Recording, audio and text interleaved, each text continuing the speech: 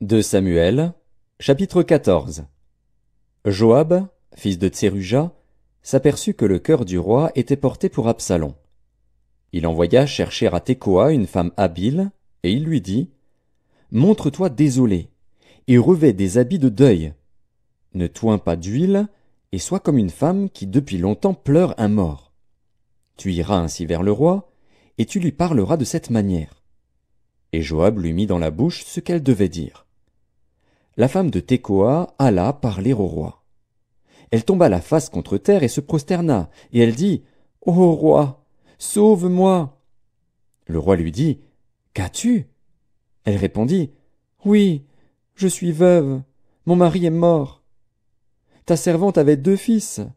Ils se sont tous 2 querellés dans les champs, et il n'y avait personne pour les séparer. L'un a frappé l'autre, et l'a tué. Et voici, toute la famille s'est levée contre ta servante, en disant, « Livre le meurtrier de son frère. Nous voulons le faire mourir, pour la vie de son frère qui l'a tué. Nous voulons détruire même l'héritier. Ils éteindraient ainsi le tison qui me reste, pour ne laisser à mon mari ni nom ni survivant sur la face de la terre. » Le roi dit à la femme, « Va dans ta maison. Je donnerai des ordres à ton sujet. » La femme de Tekoa dit au roi, « C'est sur moi, ô roi mon seigneur, et sur la maison de mon père, que le châtiment va tomber. Le roi et son trône n'auront pas à en souffrir. » Le roi dit, « Si quelqu'un parle contre toi, amène-le-moi, et il ne lui arrivera plus de te toucher. » Elle dit, « Que le roi se souvienne de l'Éternel, ton Dieu, afin que le vengeur du sang n'augmente pas la ruine, et qu'on ne détruise pas mon fils. » Et il dit, « L'Éternel est vivant. Il ne tombera pas à terre un cheveu de ton fils. » La femme dit, « Permets que ta servante dise un mot à mon seigneur le roi. » Et il dit, « Parle. » La femme dit, « Pourquoi penses-tu de la sorte à l'égard du peuple de Dieu, puisqu'il résulte des paroles mêmes du roi que le roi est comme coupable en ne rappelant pas celui qui l'a proscrit? Il nous faut certainement mourir, et nous serons comme des eaux répandues à terre et qui ne se rassemblent plus. Dieu n'ôte pas la vie, mais il désire que le fugitif ne reste pas banni de sa présence. Maintenant, si je suis venu dire ces choses au roi mon seigneur, c'est que le peuple m'a effrayé. Et ta servante a dit, « Je veux parler au roi.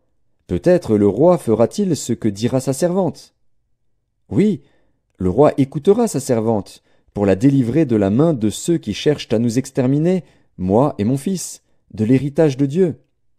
Ta servante a dit, que la parole de mon seigneur le roi me donne le repos, car mon seigneur le roi est comme un ange de Dieu, prêt à entendre le bien et le mal, et que l'Éternel, ton Dieu, soit avec toi. Le roi répondit et dit à la femme, « Ne me cache pas ce que je vais te demander. » Et la femme dit, « Que mon seigneur le roi parle. » Le roi dit alors, « La main de Joab n'est-elle pas avec toi dans tout ceci? » Et la femme répondit, « Aussi vrai que ton âme est vivante, ô roi mon seigneur, il n'y a rien à droite ni à gauche de tout ce que dit mon seigneur le roi. C'est, en effet, ton serviteur Joab qui m'a donné des ordres, et qui a mis dans la bouche de ta servante toutes ces paroles. C'est pour donner à la chose une autre tournure que ton serviteur Joab a fait cela. Mais mon seigneur est aussi sage qu'un ange de Dieu, pour connaître tout ce qui se passe sur la terre. » Le roi dit à Joab, « Voici, je veux bien faire cela. Va donc, ramène le jeune homme Absalom. » Joab tomba la face contre terre et se prosterna, et il bénit le roi. Puis il dit, « Ton serviteur connaît aujourd'hui que j'ai trouvé grâce à tes yeux, ô roi mon seigneur, puisque le roi agit selon la parole de son serviteur. » Et Joab se leva et partit pour Guéshur, et il ramena Absalom à Jérusalem. Mais le roi dit, qu'il se retire dans sa maison, et qu'il ne voie point ma face. Et Absalom se retira dans sa maison, et il ne vit point la face du roi. Il n'y avait pas un homme dans tout Israël aussi renommé qu'Absalom pour sa beauté. Depuis la plante du pied jusqu'au sommet de la tête, il n'y avait point en lui de défaut. Lorsqu'il se rasait la tête, c'était chaque année qu'il se la rasait, parce que sa chevelure lui pesait, le poids des cheveux de sa tête était de 200 sicles, poids du roi. Il naquit à Absalom 3 fils, et une fille nommée Tamar, qui était une femme belle de figure. Absalom demeura 2 ans à Jérusalem, sans voir la face du roi. Il fit demander Joab, pour l'envoyer vers le roi. Mais Joab ne voulut point venir auprès de lui. Il le fit demander une seconde fois, et Joab ne voulut point venir. Absalom dit alors à ses serviteurs, « Voyez, le champ de Joab est à côté du mien. Il y a de l'orge, allez et mettez-y le feu. » Et les serviteurs d'Absalom mirent le feu au champ. Joab se leva et se rendit auprès d'Absalom, dans sa maison.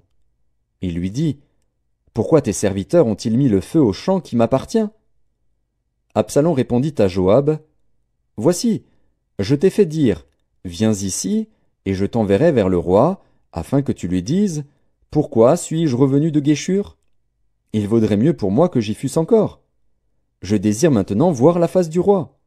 Et s'il y a quelque crime en moi, qu'il me fasse mourir. » Joab alla vers le roi, et lui rapporta cela. Et le roi appela Absalom, qui vint auprès de lui et se prosterna la face contre terre en sa présence. Le roi baisa Absalom.